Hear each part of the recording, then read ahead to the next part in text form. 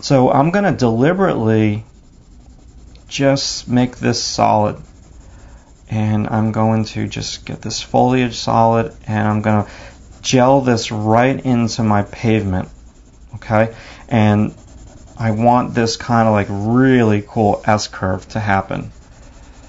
And that's going to like add some flow to a very still kind of composition, because the bridge is very symmetrical.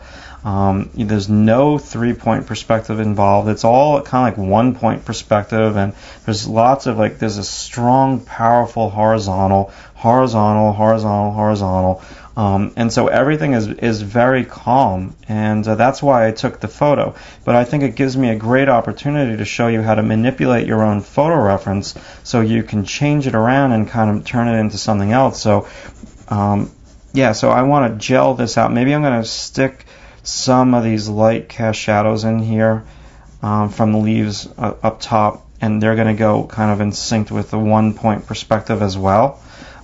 So pretty much my point, let's see, if I pull this line back and I pull that line back, this is where my camera lens is, right here.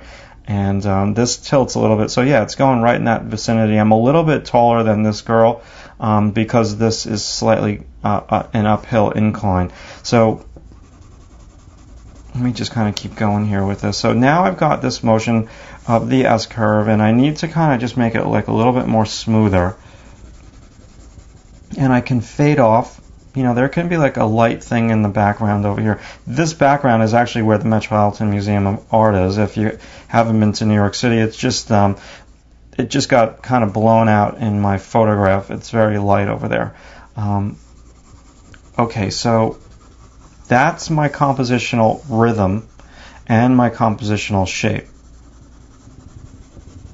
I just want to work on this like a little bit more, and so I'm going to maybe even ignore those lights.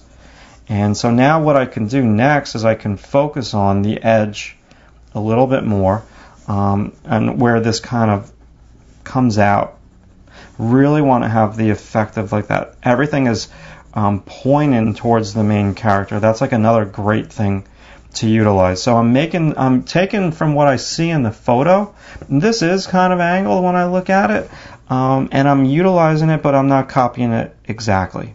Okay, and that is so important. I know a lot of you probably want me to do more stuff like that, because it might get like a little boring just watching me copying and rendering from photographs. I mean, there's a place for that too, but I think a lot of you probably want me to do this thing where I'm kind of doing kind of stuff out of my imagination.